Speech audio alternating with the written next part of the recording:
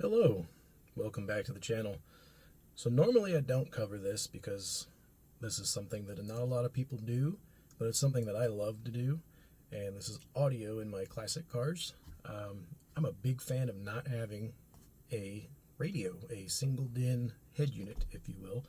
I just don't like them. It takes up a lot of space. They get outdated 6 months after you buy them, and they never put out what you want them to put out. It's always limited by some sort of EQ or voltage on the line outs on the RCA outputs, or there's something that limits me. So what I've done in pretty much every car that I've built is I've gotten a little $20 Bluetooth receiver, and it plugs into like a USB port, which is DC voltage, and I wire that to whatever I wire that to, and that's that's a switch that I turn on. So that turns on my stereo, turns on the Bluetooth receiver. That's like a remote line, if you will. And then that also turns on my amps and everything else I have hooked up. So what I do is that output of that Bluetooth will go to whatever I'm running, usually some sort of amplifier, because you can't hook, you can, but it won't be very loud if you just hook up speakers to a Bluetooth receiver via RCA high levels. But so I take that low level RCA and I feed it into an amp. That amplifier then I can play with and adjust and turn up and down the music, which plays on my phone, because everyone has a phone and it always does phone things. So there's your music. So I can turn up and down my phone, and I can control my volume in the car. Sometimes when you get going a little bit on these projects and you start getting more engine and more noise, you need it to go louder, or you're just like me and you just like to crank some classic rock everywhere you go. So I'll add an equalizer, which is essentially a tunable line driver. So what that does is that takes that RCA signal, say it's coming out of that little Bluetooth receiver at 1 volt or so nominally. I don't know, I haven't measured it. It's usually a very small signal because it's meant for like home stereo speakers. Depending on which equalizer you get, it will up that signal and increase it to like 7, 8, 9 volts. I usually run this Clarion unit, which is the EQS 755.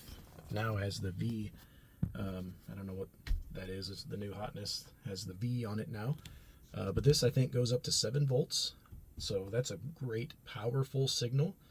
And the RCAs come out of that and go into an amplifier, and then that gets amplified. So it's only amplifying the tuned signal that I would like it to see. So that makes a more flat curve and gives you better things to amplify, because if you have amplification of noise, it just distorts some things.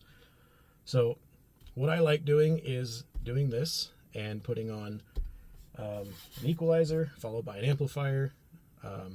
If you really get tricky, which I had an amplifier left over from my daily back in the day, it's called a kicker key. It does active tuning, so it'll tune itself. You just have to beep boop it, and it does its own things, and it just works. And by the way, it's tiny sized. So that's this little guy. I've got my wires that are going to be hidden under the seat up here, and some extra RCA for whenever I decide to put this back. Eventually I'll have a subwoofer box back there. There's my little Bluetooth guy. It's kind of dangling there. And I just ran a little 12 volt, cigarette lighter USB type deal to power it all. And to power it, it's probably can't see that when it's off, but that's the little switch, and it's hidden, and I don't have a big old radio or something in there. So to me, it's cleaner. I like it. And the sound is phenomenal.